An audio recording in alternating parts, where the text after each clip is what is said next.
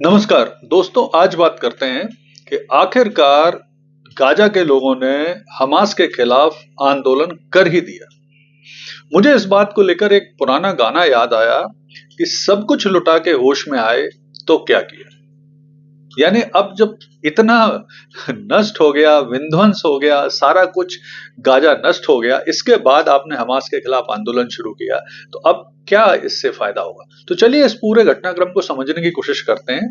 तो देखिए, अभी हाल में ही गाजा के लोगों ने हमास के खिलाफ आंदोलन किया कि आप जो आपने होस्टेज बनाए हुए हैं इजराइल के लोग, जो अब 60 लोग कहे जा रहे हैं, 59 या 60 लोग जो अब बचे हुए हैं हमास के पास, उन्हें छोड़ दीजिए।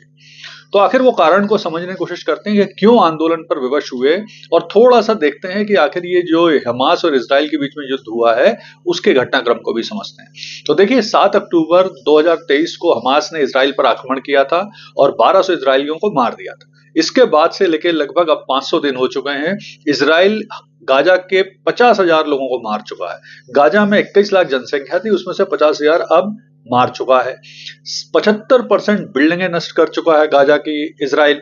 इसके अलावा बहुत बड़ी संख्या में जो वहां पे संसाधन थे, स्कूल थे, हॉस्पिटल, उन्हें भी नष्ट कर चुका है।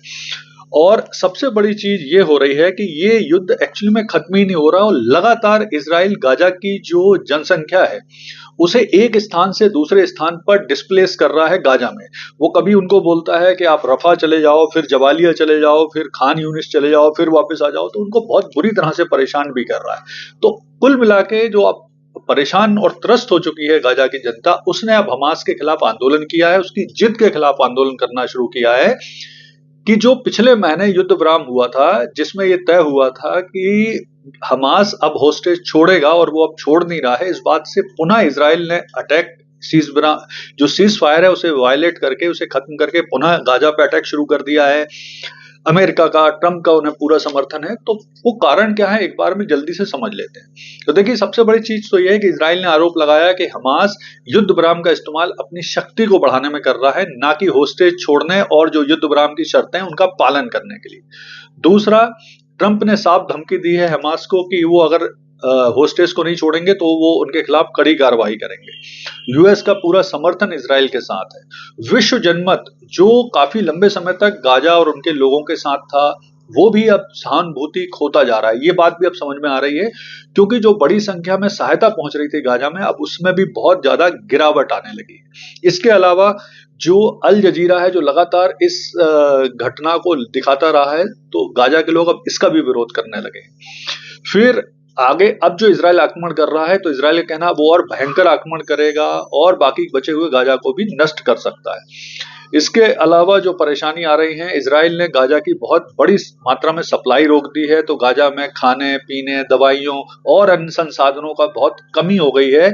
और ये ऐसा कहा जा रहा है बहुत सारी रिपोर्ट के हिसाब से कि 18 लाख लोग जो हैं गाजा के, वो आने वाले समय में भुखमरी और दूसरी समस्याओं का सामना कर सकते हैं। तो इसके कारण गाजा के लोगों ने अब हमास के खिलाफ आंदोलन शुरू किया है। उनसे कहा है कि आप होस्टेज को छोड़ दो, आप हमारे नेतृत्वकर्ता नहीं हो, आप हमारे लीडर नहीं हो, हमें अपना निर्णय करने का अधिकार है। तो इस तरह की बातें धीरे धीरे उठ के आने लगी।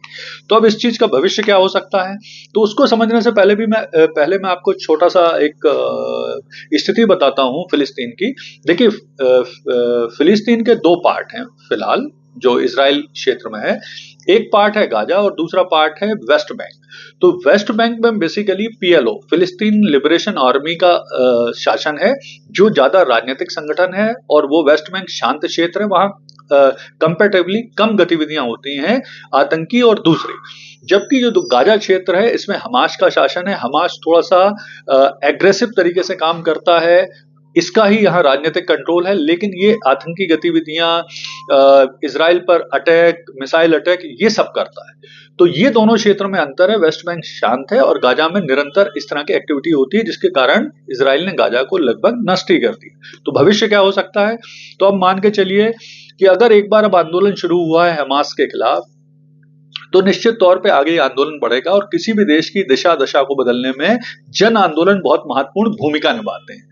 वैसे भी इजराइल ने हमास के जो बड़े लीडर थे, चाहे वो याया सिनवार हो, चाहे इस्माइल हानी हो, सबको मार ही दिया, अधिकांश लीडर खत्म हो गए। लेकिन तब भी हमास अपनी जिद नहीं छोड़ रहा है, तो उसे अब जिद छोड़ के जनता की जन भावनाओं को समझना पड़ेगा। अन्यथा इजराइल और अमेरिका मिलके जैसे कि वो प्लानिंग कर रहे हैं इस पूरी जनसंख्या को सोमालीलैंड में ले जाने की या और किसी देश में शिफ्ट करने की, तो वो उस पर भी काम कर सकते हैं और इस क्षेत्र में बड़ा आक्रमण फिर से कर सकते हैं। तो ये अब हमास को समझना है कि जन आंदोलन, जन भावना क्या है और उसके अनुरूप उन्हें कार्य करना होगा। धन्यवाद।